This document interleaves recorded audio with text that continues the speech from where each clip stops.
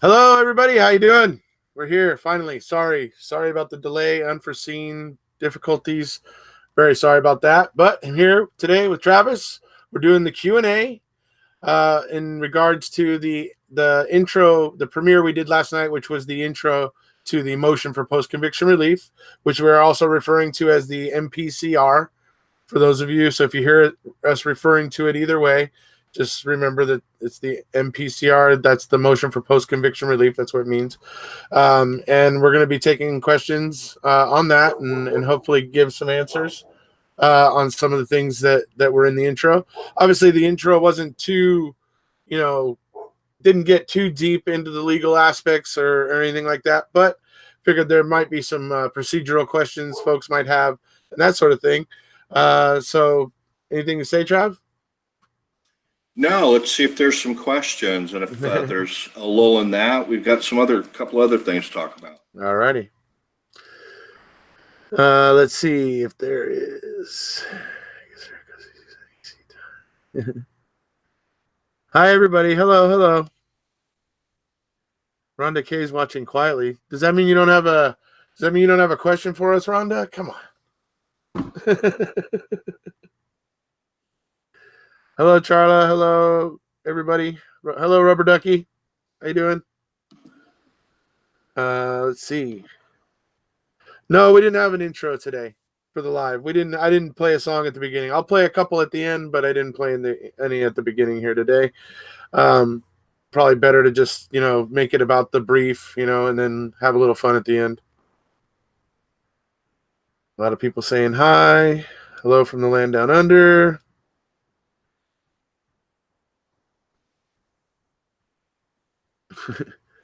Okay, a lot of people saying hi.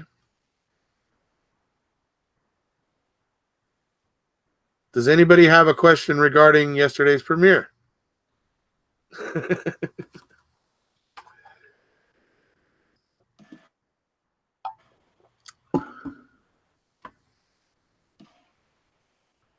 Uh-oh.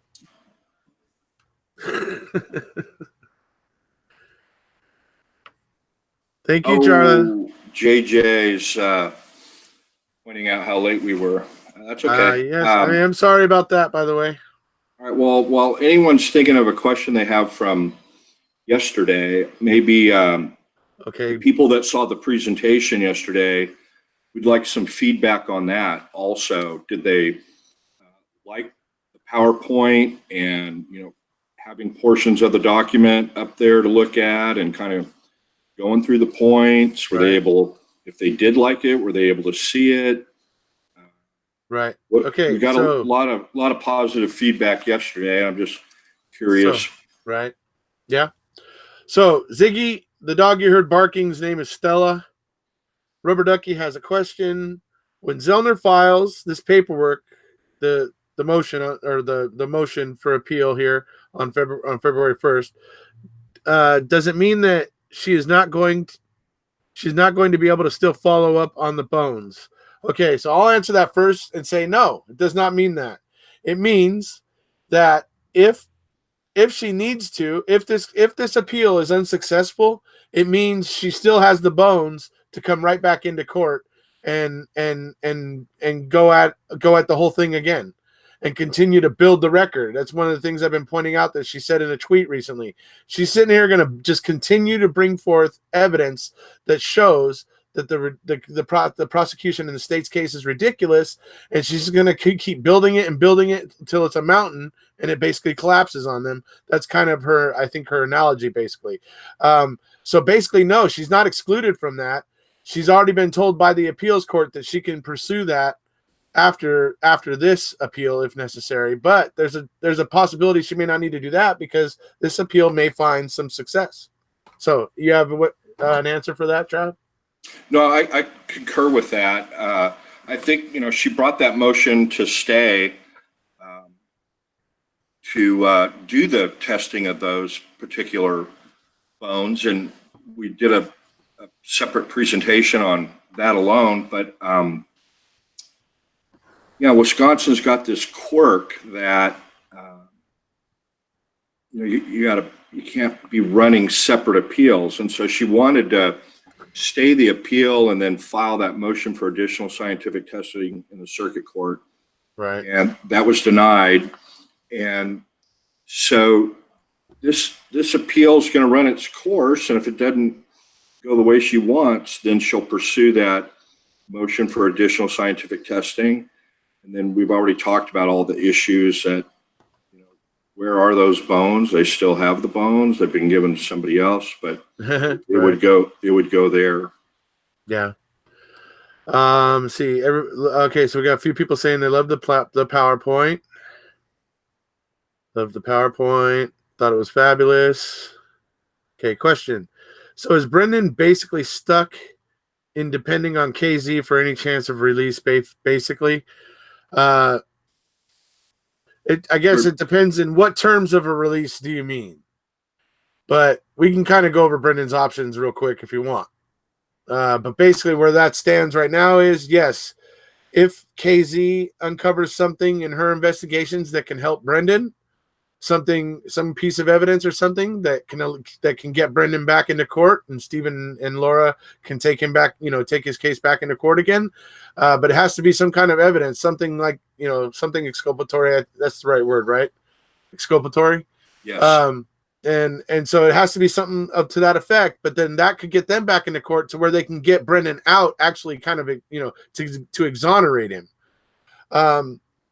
So that's a potential possibility. And I actually don't think it's too far out to believe that Zellner might end up finding something that's going to really exonerate Brendan. But I see it as a fairly, there's a fairly decent chance it could happen, I think. So beyond that, then you have Brendan's other option, which is to basically appeal to the governor for like clemency or a pardon. Stephen Drizzen and Laura Nyrider have said recently in an interview that is an avenue that they're willing to explore. And so that may be another way that this is going to go. But I don't know. I personally think that Zellner's bound to uncover something that will help Brendan. What do you think, Trav? Well, if Stephen gets exonerated, there's no question that's going to spill over to help Brendan, no question. And so, yes, Brendan's appellate options are pretty limited right now. He either needs to find somehow some evidence that wasn't disclosed, that should have been disclosed, that'd be a Brady. Right. Or Stephen, and through Kathleen Zellner's efforts, has got to find new evidence that undermines confidence of the verdict. Then you'd have this gross injustice argument. There's a separate basis for filing an appeal in Wisconsin for a gross injustice. Other than that, yes,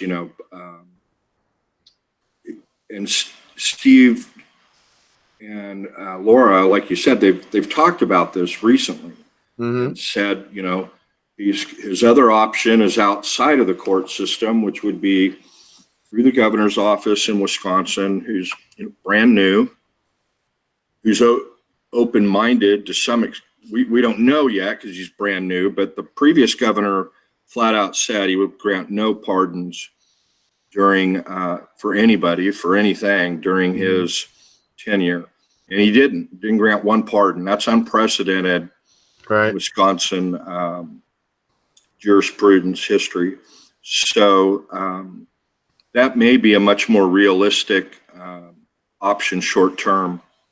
Yeah. Well, and like I say, they may still be willing to go and chase down his exoneration afterwards. I don't know if is that possible after a pardon or clemency? Oh yeah, absolutely. The West Memphis Three, they entered Alford pleas. They could still go in and find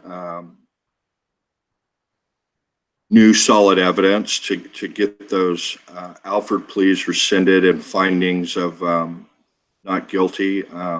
Right. Yeah, if it's a pardon, a full pardon, you don't need to get exonerated. You already comes are. along with it.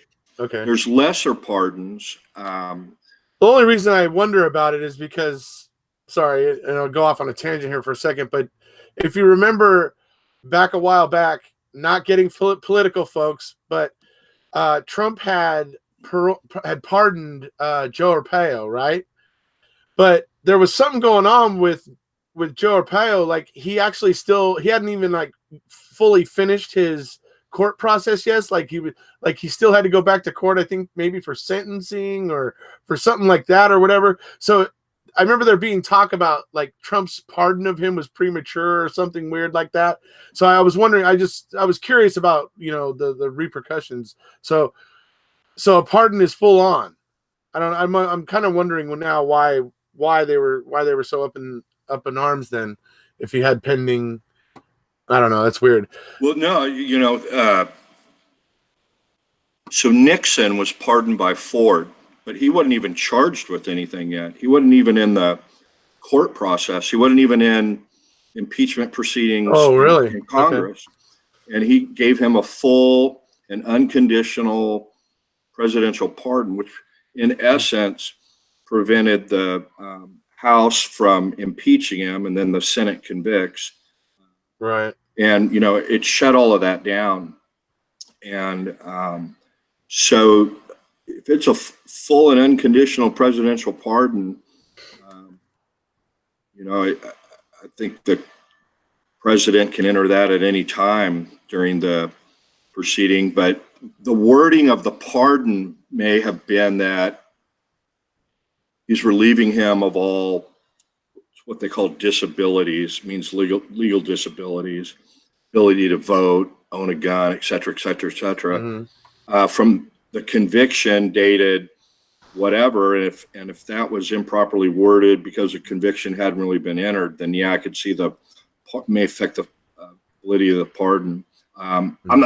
I didn't even know about that actually, Erekose, so I can't really comment other than general terms to speculate about it. But there's different, there's pardons in the states that have, pretty decent compensation legislation for people who have been wrongfully convicted. Mm-hmm. They, at the same time that they made these compensation packages, X amount per year, Texas significantly stepped up theirs, and they paid multi-million-dollar. I'm talking about the state, not a lawsuit. Yeah. Talking about made a mistake, and you get out, and they write them a check for multi-million dollars. Yeah. Right. So, and then they can pursue a 1983 civil rights action on top of that, if there's grounds. But no, when they enacted that, then they kind of created different levels of pardon. Mm-hmm. And some of those levels justify you getting automatic compensation. Others, it gives you the right to, prove in court you're actually innocent.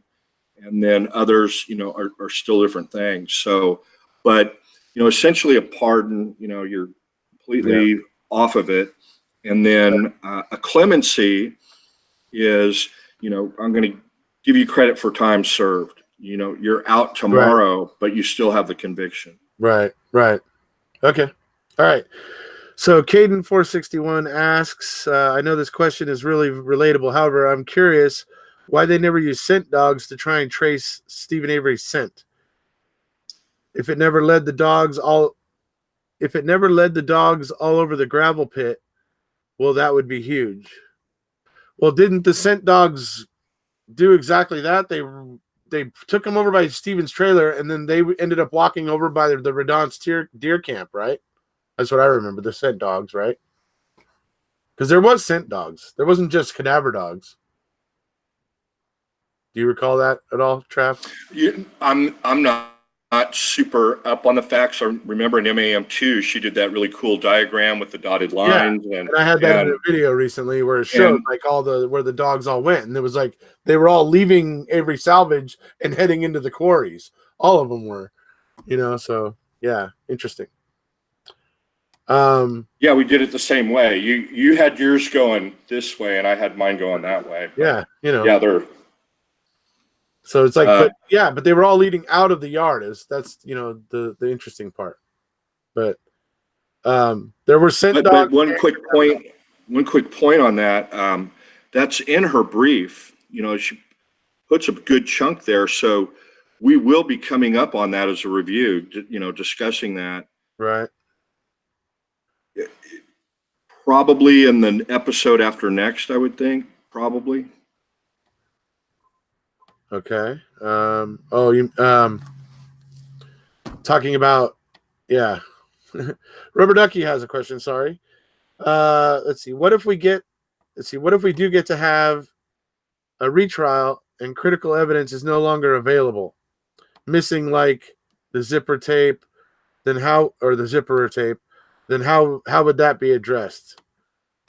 So I guess let's use the bones for instance. They're not available. What happens? Okay, so there's a evidence preservation statute in Wisconsin, but it applies to biological evidence. Right. And my reading of it is that they have to maintain all biological evidence that could be subject to biological testing, to include blood, semen, swabs that may or may not have DNA on them, bones, whether they're charred, burned, whatever. They have to maintain that until the prisoner is released from prison, in this case, Stephen Avery, Yeah. or a co-defendant, which would be Brendan. Since she's much younger, he's presumably going to be alive longer. Right. They have to keep that evidence, the biological evidence, it's capable of being tested or might be capable of being tested with a more advanced technique later on, which actually happened in this case with the quick DNA testing system. But then there's a general duty to maintain evidence. It's not statutory. And that's usually preserving it prior to trial. And the law's not nearly as good on that. So I'm not sure about what the story is with the zipper or tape. It's got to be relevant evidence. Right. It's got to be evidence that would be exculpatory and relevant and admissible. And so I'm not sure if the zipper or tape meets all of the requirements of that. I think she was just using that as an example of something that got lost. I think. Well, let's say, for example, they lost the cabinet.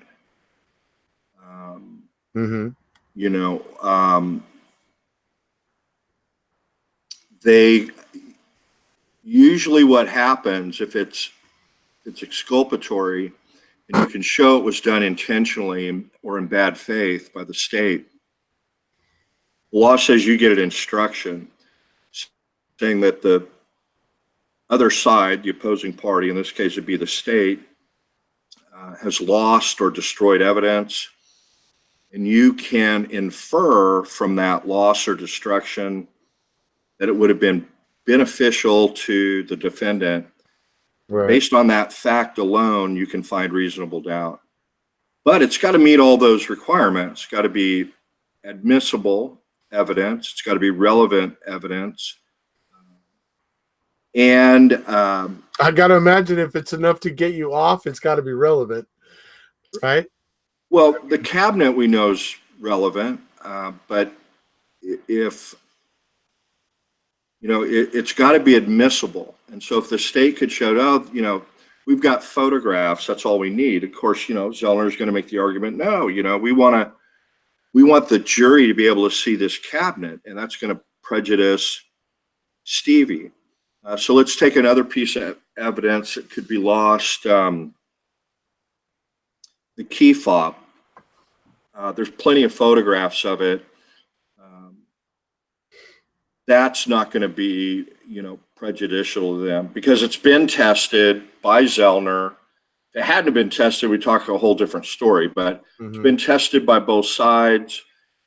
They've been able to do their experiments with it to determine how much sweat or DNA gets left there, but that losing the the key fob probably is not going to be as detrimental to their case. But if it's Right. relevant, admissible evidence, you can ask for an instruction like the one I just said, that the jury based on that. Now, going back to the biological evidence, which is one last second. So there's a statute on that. Says either it applies to laboratories that have evidence, it applies to the clerk's office that maintains the exhibits from the trial, it applies to all the DA's offices and the Attorney General's office, and state laboratories. Mm-hmm. Anybody who can conceivably have evidence from biological evidence from a trial is required to maintain that evidence. But unfortunately, in the statute, it doesn't provide what the remedy is if the state violates that. There's no criminal penalties. It doesn't provide what the remedy is if they toss out the DNA that could have exonerated somebody. I suspect. I can tell you what happens in Georgia. Nothing. I'm sorry. Go ahead. Well, it's just that there's no court cases deciding it yet, and I think what they would come up with is, if it's destroyed, that's enough to get a new trial. Plus, the jury would be instructed that the evidence has been lost or destroyed, and you can infer that would create a reasonable doubt, and you can find the defendant not guilty based on that fact alone. You're to give it what weight you deem appropriate.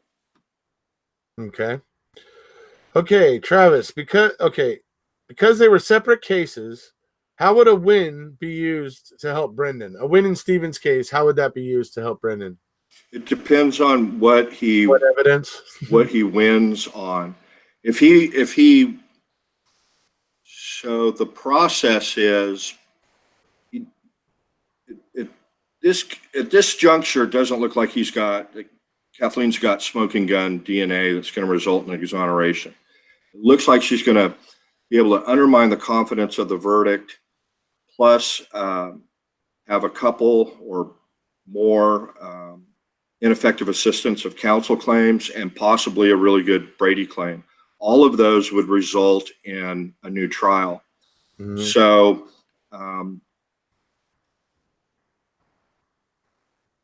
if that's the situation, it's not really going to help Brendan initially because the ineffective assistance of counsel claims don't apply to him. Mm-hmm. They had different attorneys. The Brady claims could roll over to him, but you just would have to see if somehow they just develop maybe something more smoking gun-like from the testing of the bones, or something else comes up, that could easily go over to help Brendan. But essentially what needs to happen is new trial, and they either dismiss the case or he goes to trial again and is found not guilty. And then you have a manifest injustice grounds to file for his release in Wisconsin. And our good friend Paul Capaldi, I guess he was sober when he went and saw Laura and Stephen speak about the appeals and whatnot, but he relayed some information. He said he confirmed our suspicions, that they talk, periodically. It's very, very common. Co-defendants in an appeal to be talking to each other. It's kind of standard stuff. It'd be very unusual if they weren't conferring with each other all the time. He confirmed that they are in communication, and Laura and Steve Nyrider said, did I say Steve Nyrider? Steve Drizzen and Laura Nyrider indicated at this talk that our good friend in Scotland, Paul, attended. Obviously, he was sober because he could remember, but said that if Stephen was acquitted or exonerated, that they would be filing something the next day to get Brendan released? Right. That's a really good question, and it depends.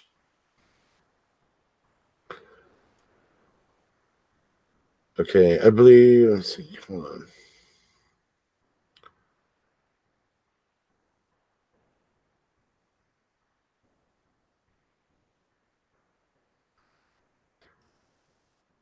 You're looking. Thank you, Jennifer, for the feedback on the PowerPoint. Cindy, I hope you don't get snowed in. Thank you, Angie, for the feedback on the PowerPoint.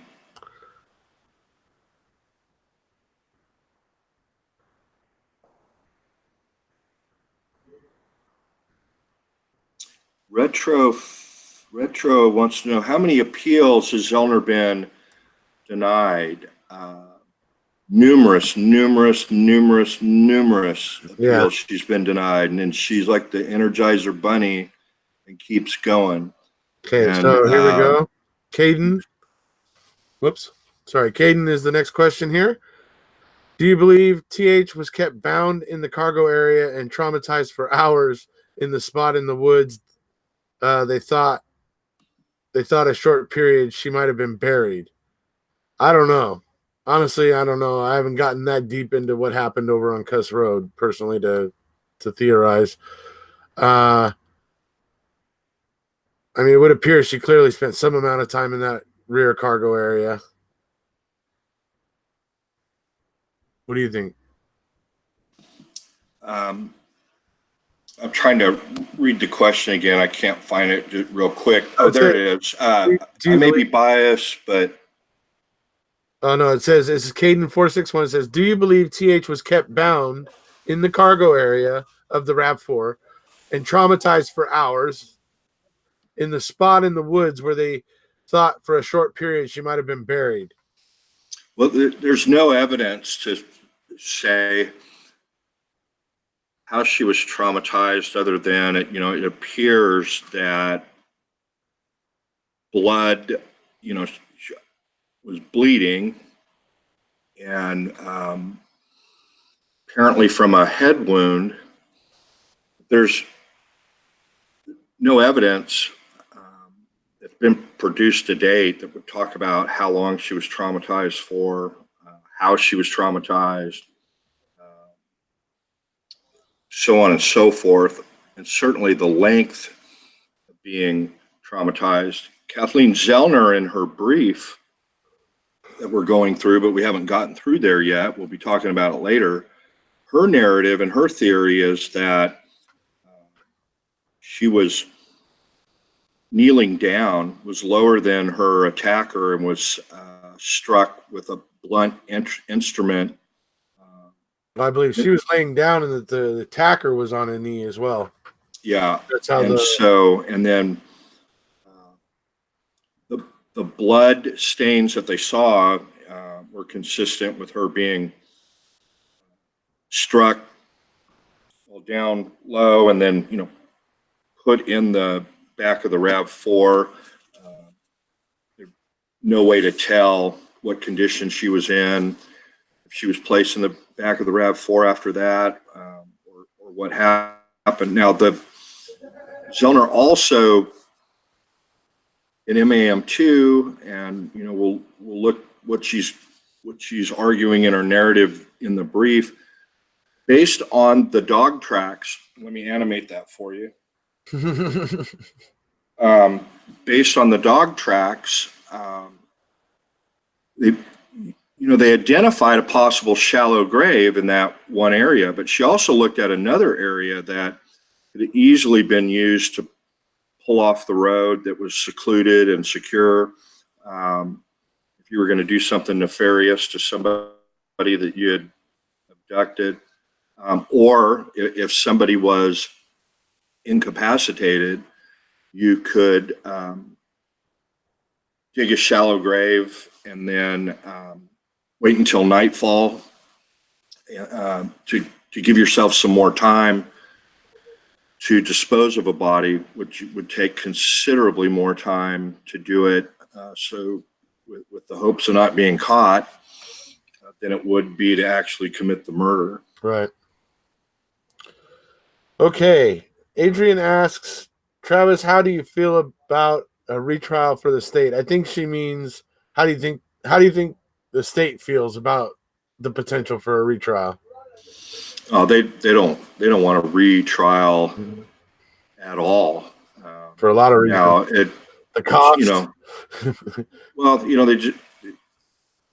for one. they know that Kathleen is going to be well armed and properly armed to defend the case, and that they're going to have answers for this narrative. And of course, Ken Kratz won't be around to re-prosecute it. So, some other team of prosecutors is going to have to come in.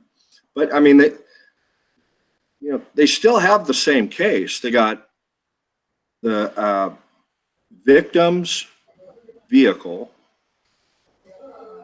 at the Avery salvage yard. They got Stephen's blood, however it got there. They've got it in her vehicle. Right. And, that's a pretty good case, from the state's standpoint. And Strang and Buting mounted an incredible defense to that. And then, of course, Kathleen, developed it even incrementally more. And, the state never likes having to retry an old case because witnesses move out of state, they pass away. Right.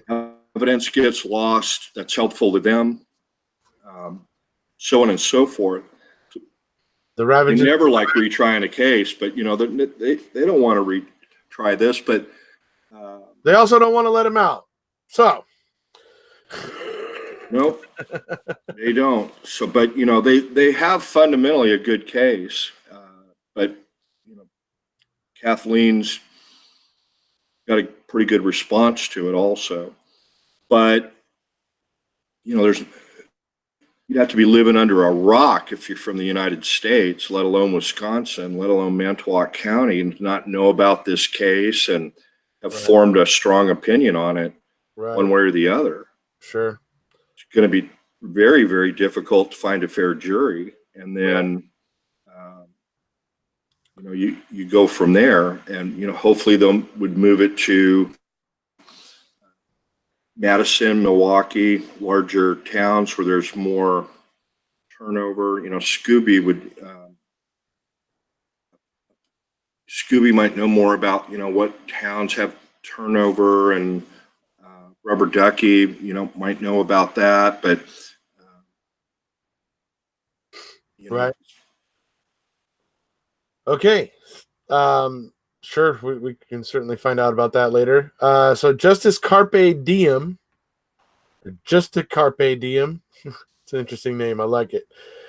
Does the state get to enter new evidence when the time comes, or is it just Zellner who gets to do that? There's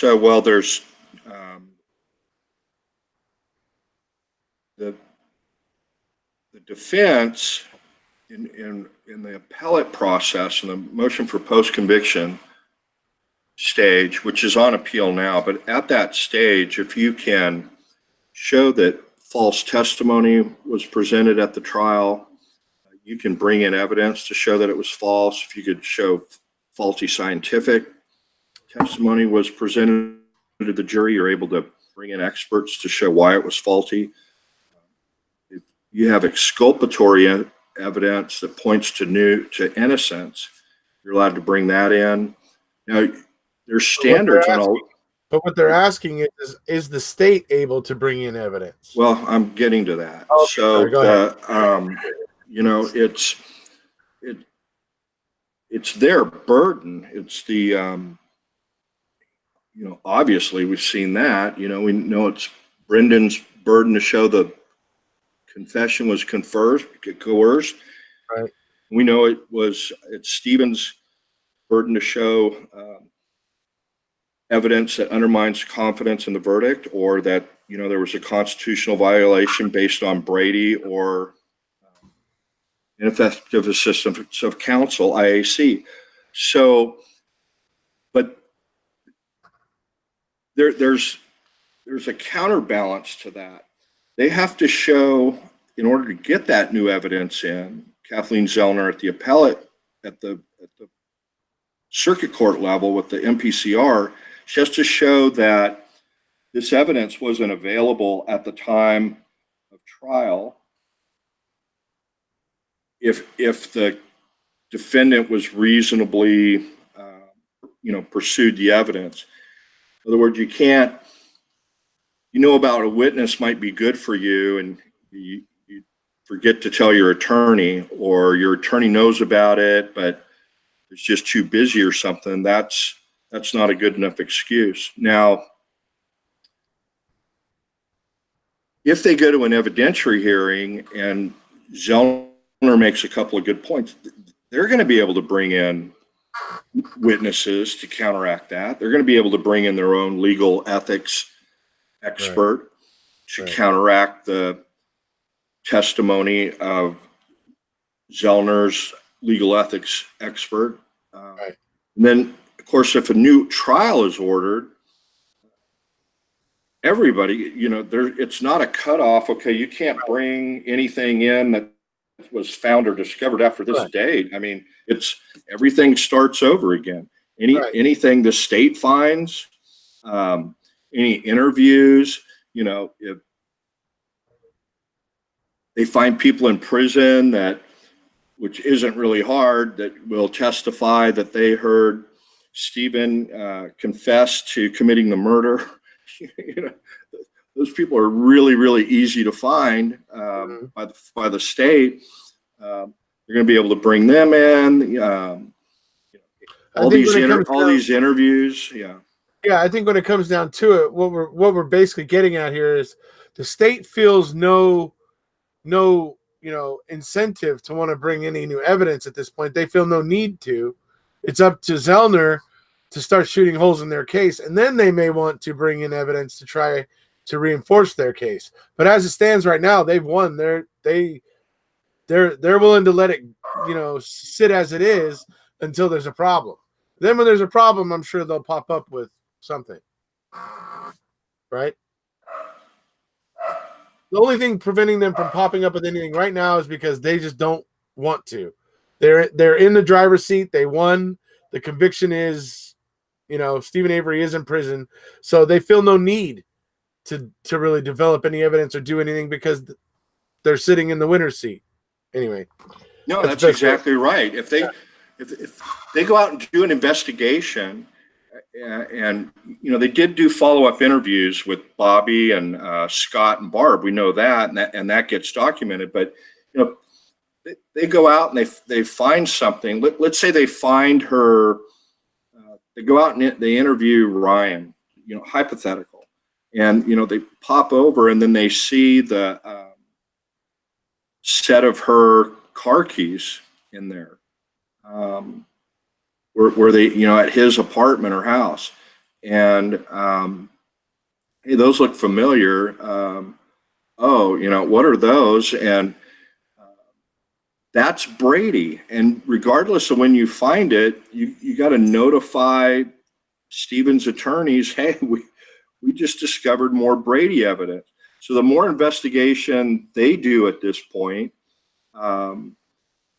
anything they come across that's beneficial, they got to immediately turn over to Zellner. So that's the big reason why they're not doing any investigation.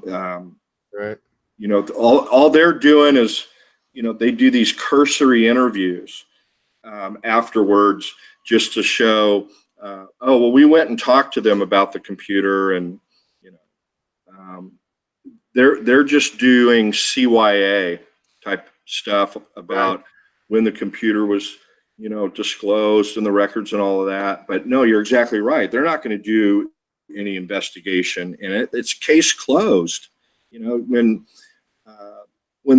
the suspect is convicted and goes off to prison, they get a big rubber stamp, and they, have a red ink pad, and they, boom, and it goes into storage. I mean, it's they're not investigating anything that they don't absolutely have to investigate. Right.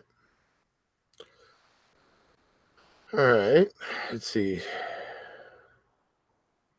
I love the idiot savant narrative. Yeah, me too. I love that. Have either of you two decided on who? Let's see. Have either of you decided on who is guilty? If yes, could you reveal it? I'm not making any bold statements. How about you, Trav? I don't know, but I haven't had to get to that point yet, because I know for a fact neither one of them got a fair trial. Right. So, if they were convicted after a fair trial, then, I'd start to look at that then. But, I just know that neither one of them had a fair trial, and,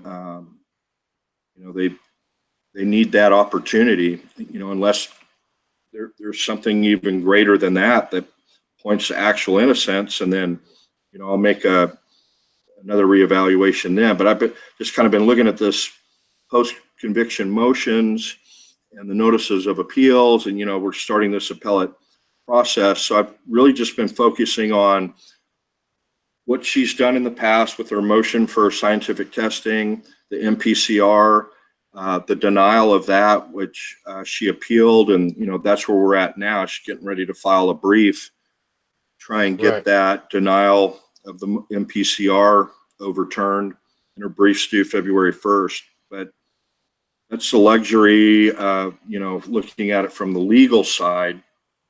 You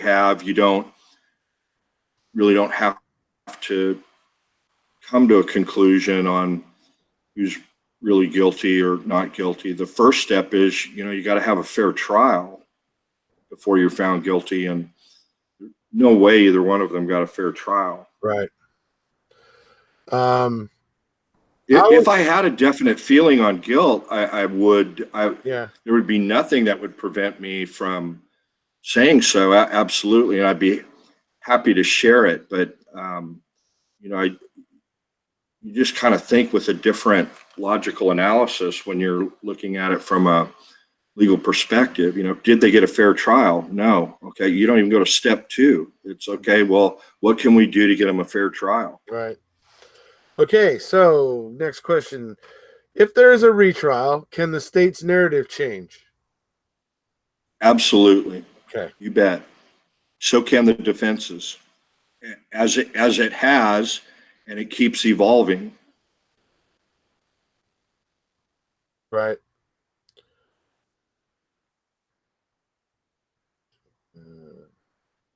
However, that's a great question. However, a lot of people have testified under oath. They're stuck with their version. You can't go in, and they don't let you reboot your testimony. You're stuck with how you testified. And so, you can recant and be a witness and say, yeah, 13 years ago, I identified him as the suspect. I'm not sure now. That happens all the time. But, law enforcement, they're pretty much stuck with what they testified to. Okay. And so that's a huge advantage. Going back to Adrian's question, do they really want to retry this? Heck no. Mm-hmm. Because you know what their witnesses are going to say. Culhane, what their experts are going to say. She's locked in. Right. And if people like Scooby and Kathleen's experts look at just preposterous opinions that she presented under oath at trial, right. She's stuck with that. Right. Yeah. Same with Eisenberg. So they're certainly locked into certain aspects because the testimony and the evidence locks them in that sense. Right. But the state's theory can completely change, but obviously it's bound to the facts by that testimony. Yeah. Right. So Rubber Ducky says or asks, would we be able to have all the evidence handed over to Zellner if there's a retrial? Yes, right? Whatever there is. What evidence? She's got all the evidence. No, she doesn't have the RAV4. She doesn't have the bones. She doesn't have any of that. She's having to ask for it. So what Rubber Ducky's saying is if this goes to retrial, does she get access to all that stuff? Yeah, she would get access to everything, be able to Okay. look at it just like in the normal case. Okay. Because I think that's why Rubber Ducky's asking, because at this point, everything has to be asked for, right? She's just saying if it goes to retrial, that would be skipped. So there we go. I think we got that. All right.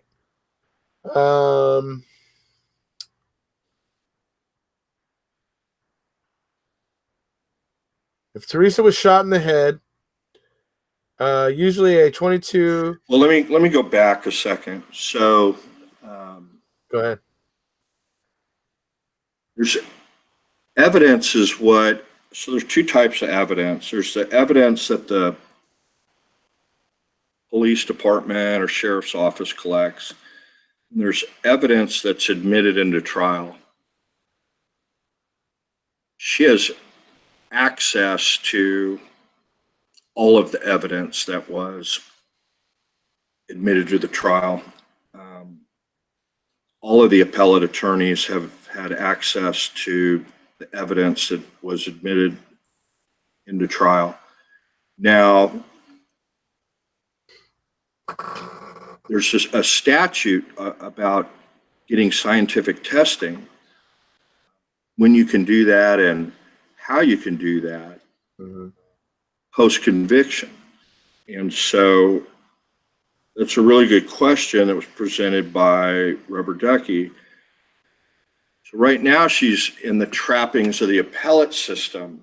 And before it was at the circuit court level with Judge Angie. She issued that opinion on her own when they were in the midst of working out by stipulation some more testing.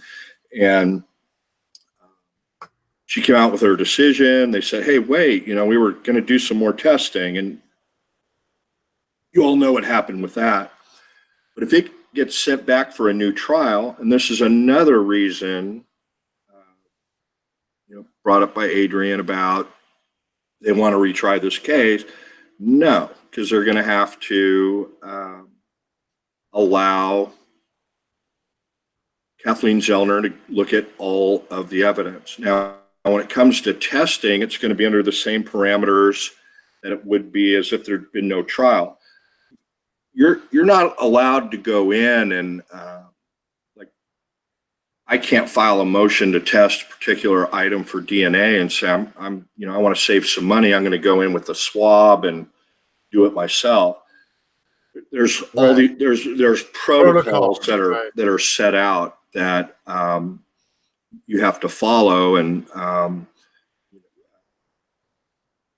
for example, if there's one swab, there's protocols for cutting the swab in half and so on and so forth. But assuming that it's capable of, and it hadn't been destroyed, like that one swab from FL that was an invalid test under any other set of normal circumstances, she's not going to have access to the swab that was wiped on FL. That's gone forever. Mm-hmm. Right. Okay, so I think at this point we might go ahead and talk about what's coming up in terms of the next segments. The reason why we want to kind of go through this is to give you guys an idea of what's coming up here.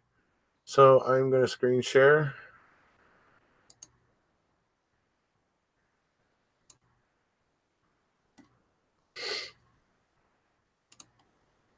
So, as you guys know, this is the live following the premiere for the intro to Zellner's motion for post-conviction relief.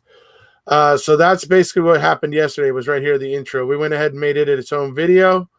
The video that we're going to be doing next is going to be in regards to the state's case and the defense's case. It's basically going to go through Zellner pointing out what the main points for the state's case and the main points for the defense, what they all were. And some of you may find yourself asking, and so this is one preemptory attempt to answer this question. Some of you may find yourselves asking when we're going through this tomorrow or possibly Sunday, why is Zellner doing this? Why is Zellner talking about the state's case? Why is Zellner talking about Dean and Jerry's case? The reason why she's bringing these two sections here about the state and the defense's case is because she plans to shoot holes in it. She plans to undermine those points. So she's bringing up those points that she intends to undermine or discredit or, whatever she's going to do. So that's why we'll be talking about the state's case and the defense's case. The videos that will be following that will be basically the part 2 and 3 will be dealing with the ineffective assistance of counsel. Okay, it's a long section. It's it's 90 pages basically, so it's a lot of information. So we're splitting it up into 2 videos. So far there's an intro. Part 1 will be the state and defense case. Parts 2 and 3 will be ineffective assistance of counsel.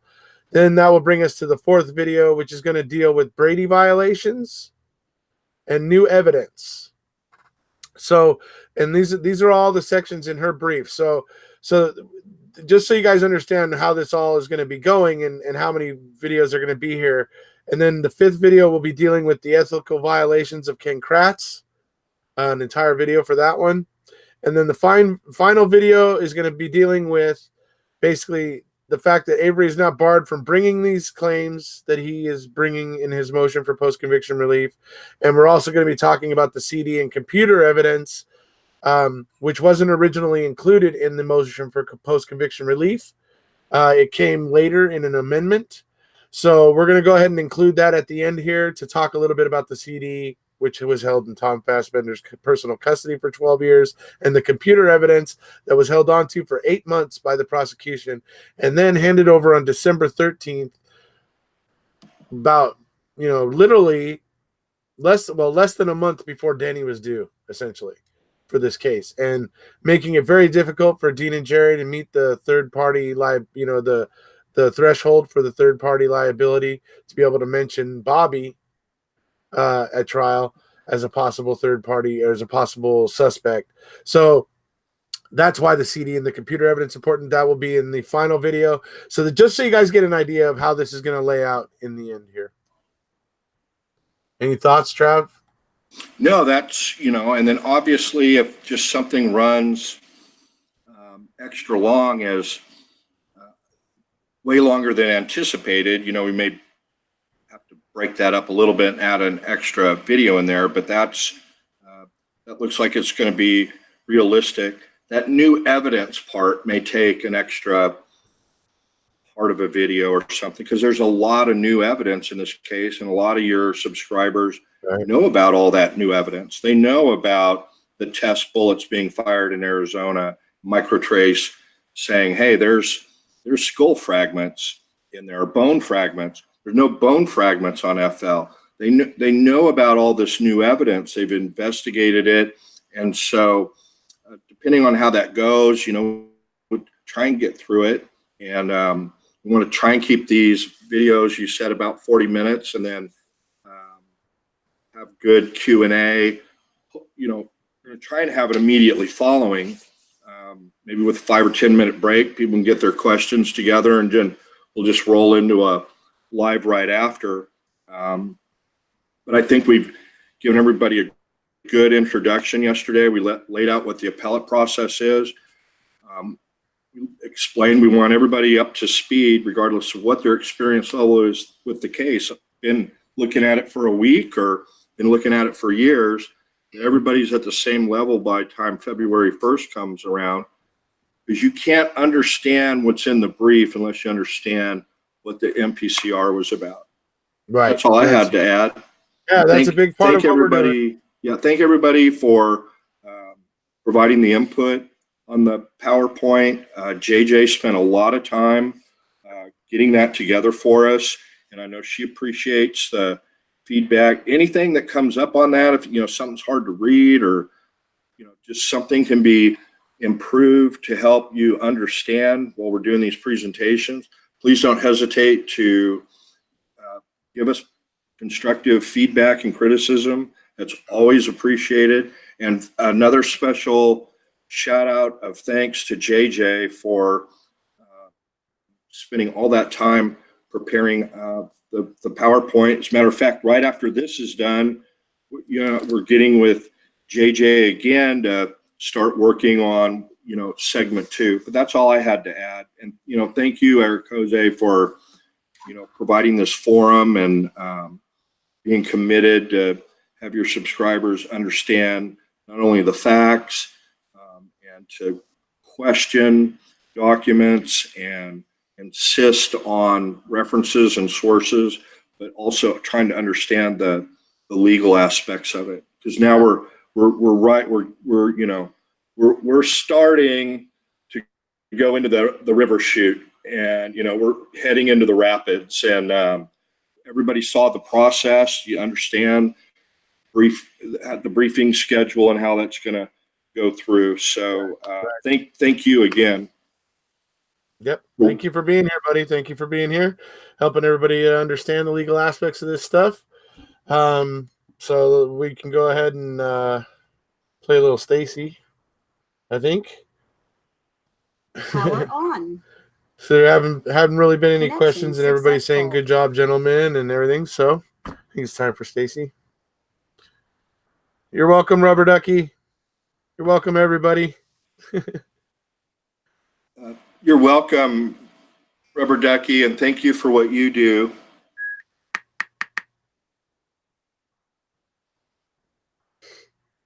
I do too, Ziggy.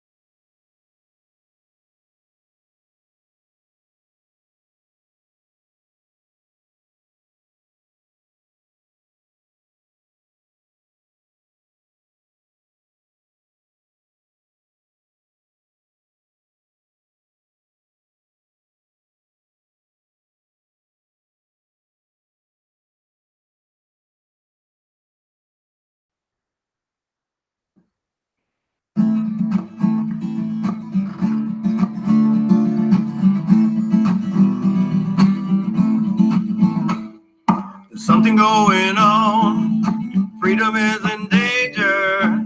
Agents of the state, they taking children from the manger. Oh, they will sacrifice your kid. Take Brendan Dassey, that's exactly what they did. They needed someone, oh, Jody wouldn't slip. They looked around, saw him quick. Oh, it made so much sense why.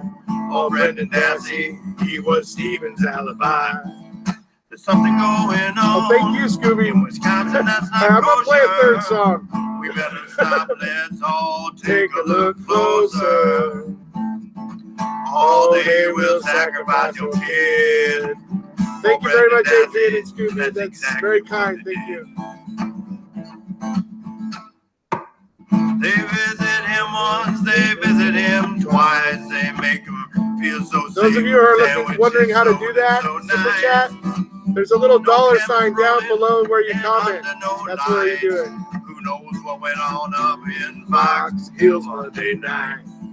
There's something going on. Freedom is in danger. Everything about this cake getting stranger and stranger. All we know, they will sacrifice your kid. Oh, Thank Brendan you, Denise. Dassey, Thank that's you very exactly what they did. March 1st, alone in a room with Bert and Ernie. No parent present and no attorney. 4 hours later, with a touch of the knee, they finally get Brendan to agree. There's something going on. I said there's something going on. Oh, they will sacrifice your kid. Take Brendan Dassey, that's exactly what they did. There's something going Thank you, on. Selma. I said freedom is Thank in you very much. You guys are so danger kind. You when guys the are all agents of the awesome. state Thank you so can much. take the children from the manger. All they will Remember, you can sacrifice also your write little kid. messages when you do it. Take So you Brendan Dassey, can like that's exactly you can put what they like did. free Stephen Avery and Brendan Dassey, and it'll stay there for the amount of time that you pay for it. Just so you know. All right, one more. Let's see here. Oh, perfect. This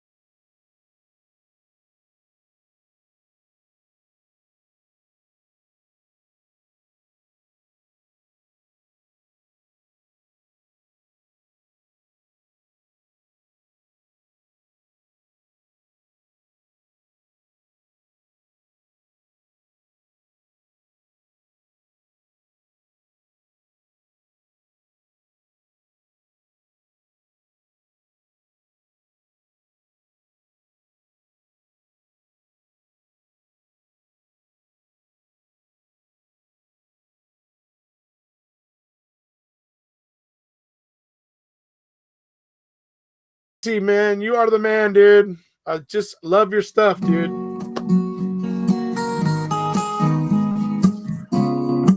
Oh, thank you so much, Mass Cobra. You're very kind. Thank you so much.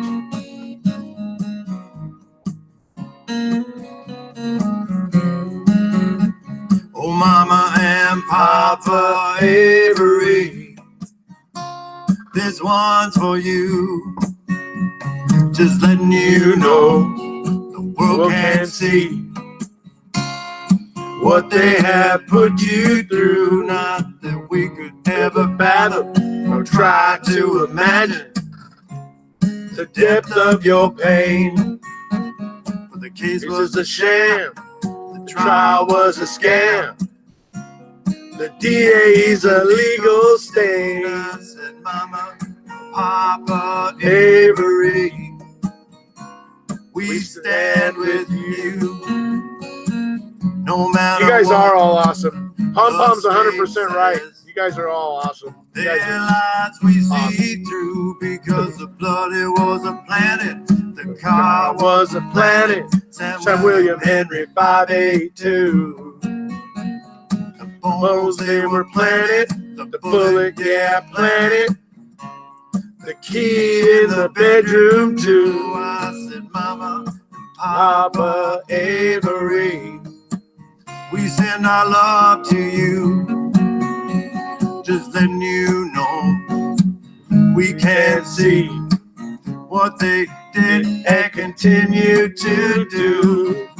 Yeah. Oh, by the way, Kaden, you're under no obligation to give me anything. I never ask. People here give of their own free will, so there's no pressure.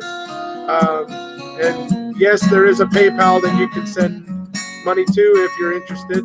If you have an issue with Super Chat.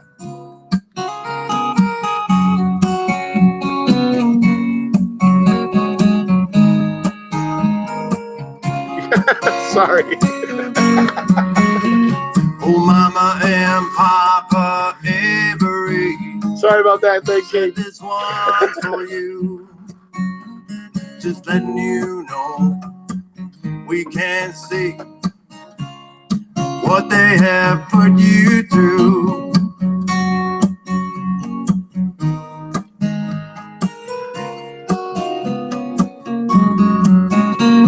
Oh, thank you, Charla.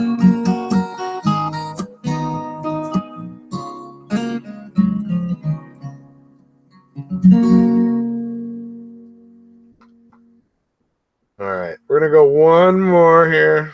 We're gonna wrap it up with, I don't know. I love this song. It's hard for me to say what my favorite Stacy song is, but I do love this one.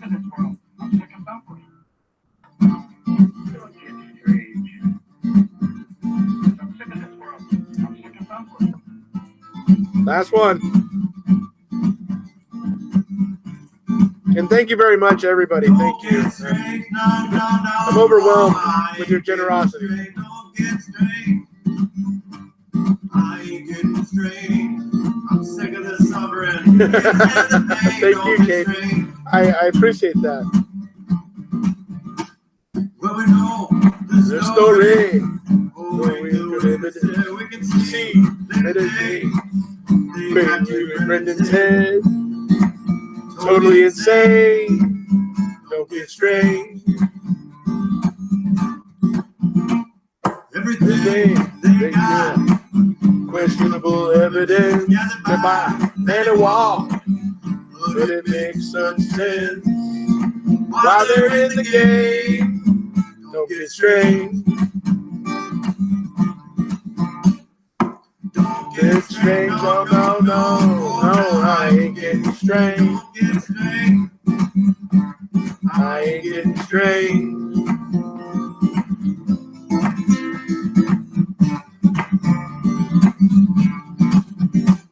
Hold on. That cheating, that predatory sweaty. Oh, thank you so much, Denise and Pom Pom. It's a legal stain. Don't get strange. Who's our legal stain, folks? Come on. Give it to me in the chat. Who's our legal stain? Don't get strange.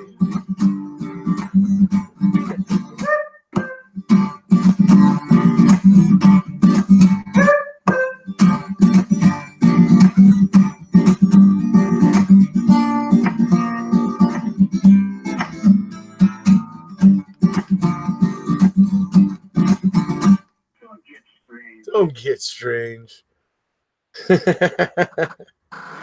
All righty, folks. Hey, look, it has been a blast, folks. You guys are all so kind. Obviously, we're going to continue to bring this information to you.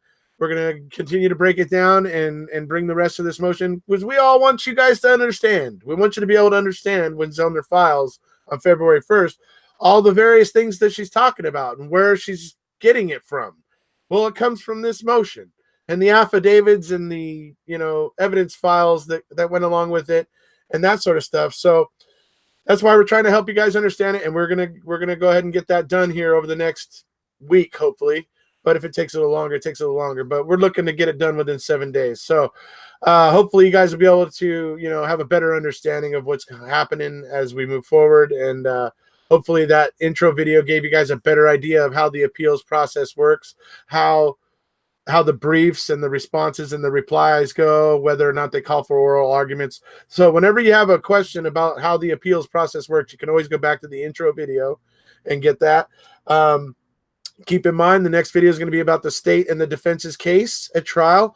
The reason why that's getting talked about is because she intends to dispute those points. That's, she's bringing those up because she just, in her rest of her motion, she plans to attack or dispute those points. So that's why she's bringing them up. So keep that in mind when you're watching the next video. And any other thoughts, Travis?